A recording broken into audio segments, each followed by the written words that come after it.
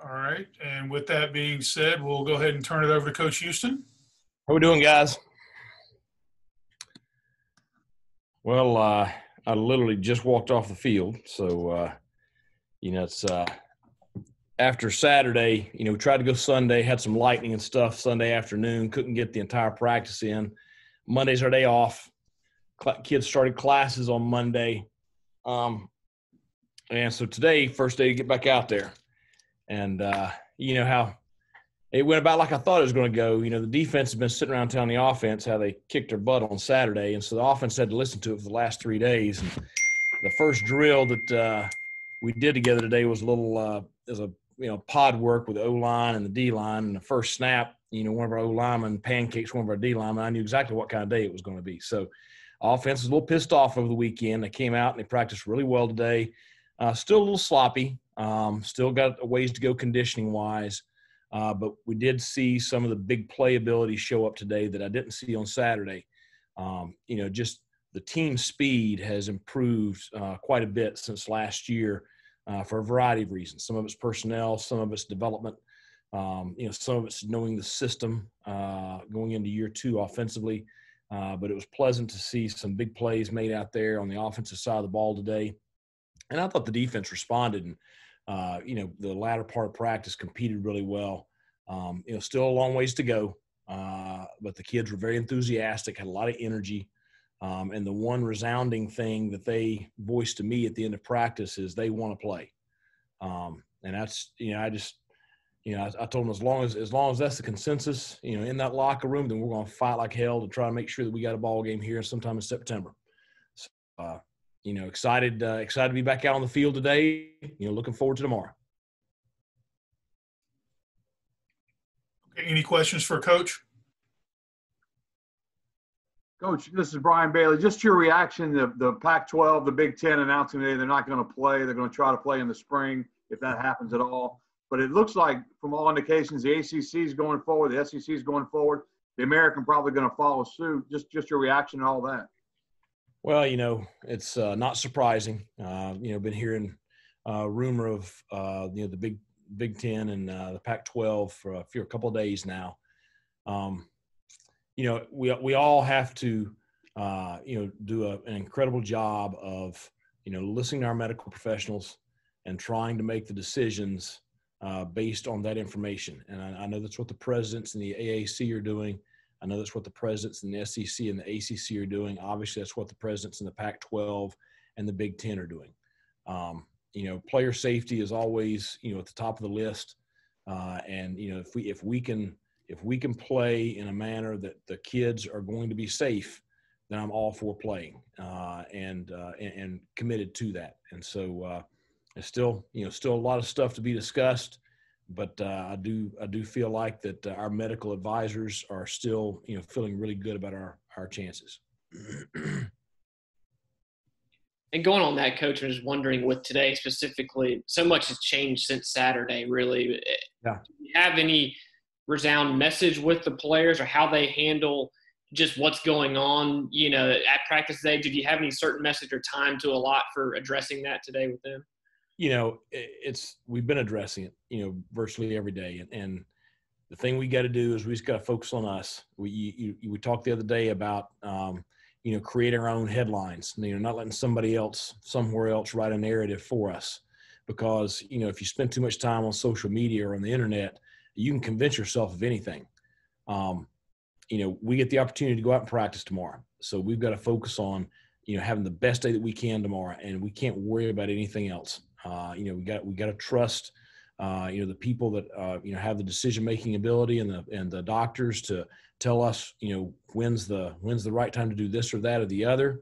But as long as we're out there and we're competing, then we've got to do it right, and we got to do it in a championship manner.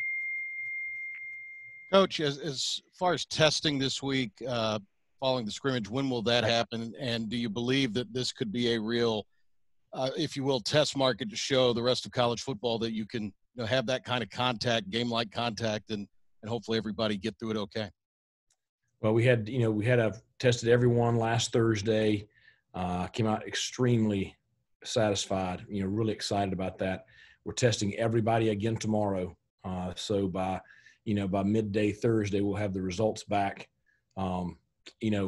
Feel good about everything. As long as our testing numbers stay where they are, I feel very good about everything. But I think, just talking to the kids, as we left the field, continuing to just harp on them, wear a mask, practice social distancing, wash your hands, be conscientious of trying to stay away from crowds. And then the testing is just, a huge factor, because, that's the way to check and just see, is this working or not? Coach, there's got to be a real benefit in going ahead and getting these practices in. The conference has not pulled the plug on you. The longer they go, the more camp that you get in. Even if they do something, you could get in a full camp. And I know that's got, secondarily to getting to play football this year, I know you want to at least be able to do that. Yeah, as young as our team is, it is critical because every day we're out there, we're improving. But, instead of potential, we're seeing what guys can actually do.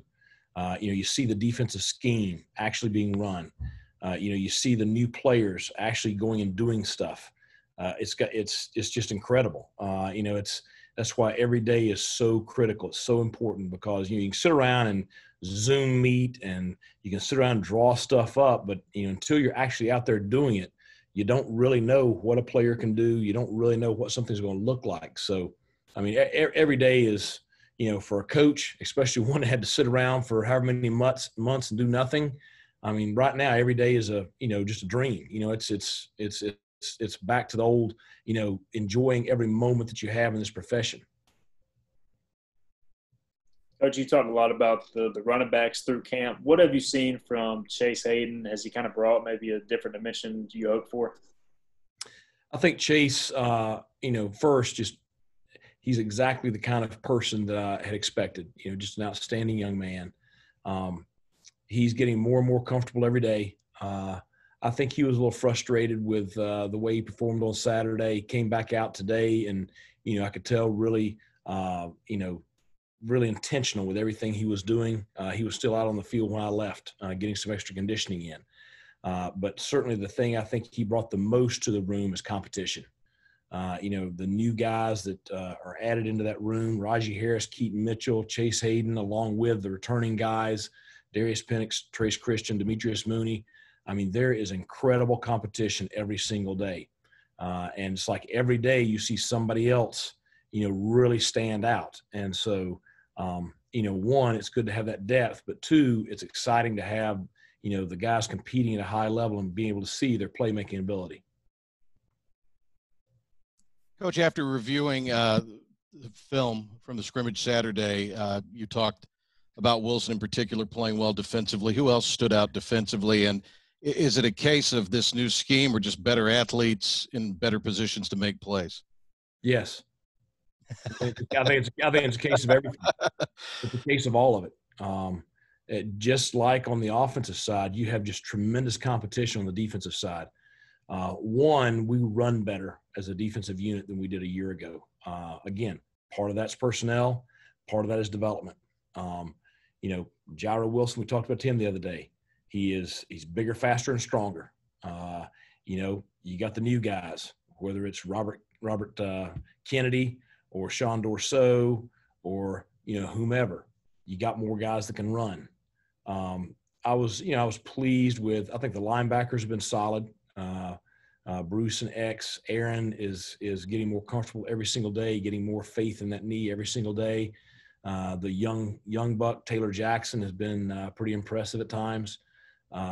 Those young D linemen, they don't know which way to go half the time, but they are extremely athletic, and just that depth just really stood out on Saturday because Roy he's playing. Coach Tesh is playing so many guys.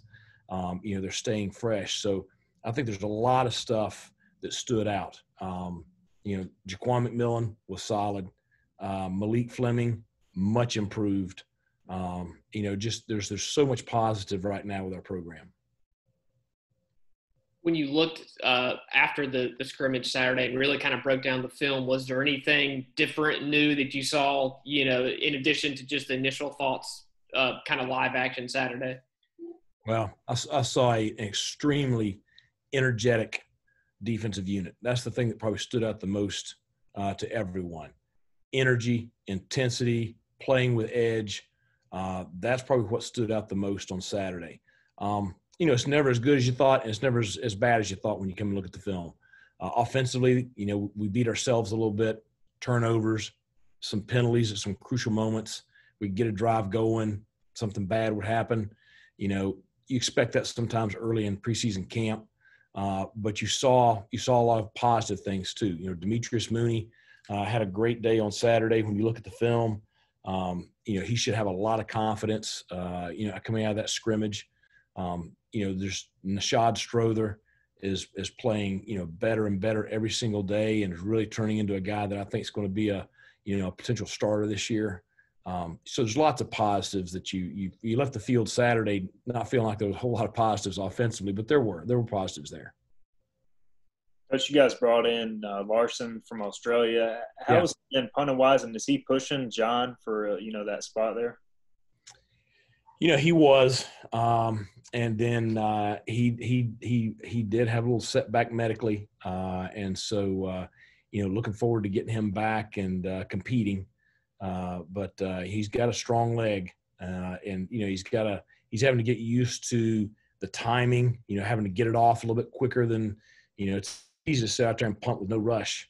All of a sudden those live bullets start coming at you. You figure, hey, I better get this thing off a little bit quicker. So and we put him on stopwatch, but he has a lot of talent. I think he, just like we talked about with the running backs and the defense, the competition has improved John. He is operating much faster. I think his leg strength has improved. So I think, having Luke has helped John. The NCAA came out and said that they're allowing players to put those custom social justice phrases on the back of their jerseys. What are your thoughts on that? And are there any players in particular that you know of that will be participating in that? I anticipate our entire team participating in that. We have a task force that John Gilbert has formed that's going to come up with a couple of options for our team. We've talked about it. We're going to pick from those options which one that we want to wear. But just like with so many of the things that we've done, we want to be unified in what we stand for. Because just like we've talked about earlier in the summer, in our locker room, we embrace each other. We embrace the diversity of each other. We want equality for everyone. We want social justice for everyone. So we're going to be very unified in what we do here as a program. Coach, I wanted to ask you about Robert Hill, deep snapper transfer from Nevada. Was he kind of a symptom of the Mountain West canceling their season? I know he has a connection to ECU. Right. His dad played here. And so it's a neat story. He grew up coming to ball games here. And, Robert has been a great addition to our program. He's very talented. Been really, really pleased with his performance so far during camp. He is running with the first unit with punt, and he is competing, for the short snapping job as well. Yeah, that'd be a pretty neat story to do. Also, I talked to Robert a little bit about it. I'm sure one of you guys will take that and run with it. But it's a neat story. Him growing up, coming to ball games here, and his story in general is really amazing. I mean, he's been through a lot. So we're excited he's here with us. Coach, I'm kind of curious just to see if the AAC were to pull the plug on you guys. You're seeing teams that still want to play as independents, Liberty, for example, Nebraska. I'm just curious, has that ever crossed your guys' mind? Have you ever thought about that if it were to get to that point? We have not discussed that. All of our discussions right now have been in concurrent with the AAC. John Gilbert, he's really good at his job. He's very plugged in nationally as well as in our conference. So I know that he will make the right decisions in those regards.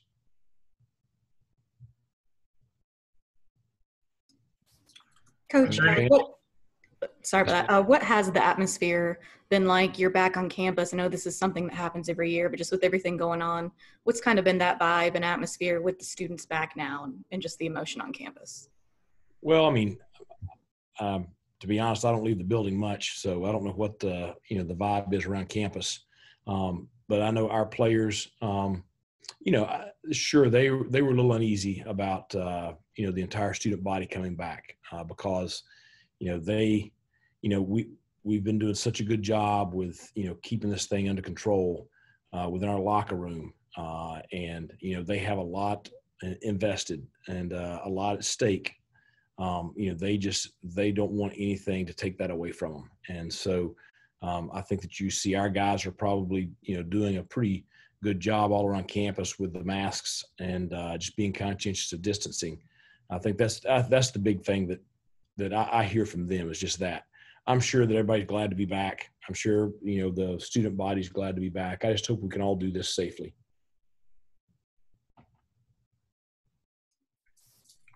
Are there any further questions for Coach Houston? Okay, thanks, Coach. We'll talk to you tomorrow. Thanks a lot, guys. See you tomorrow.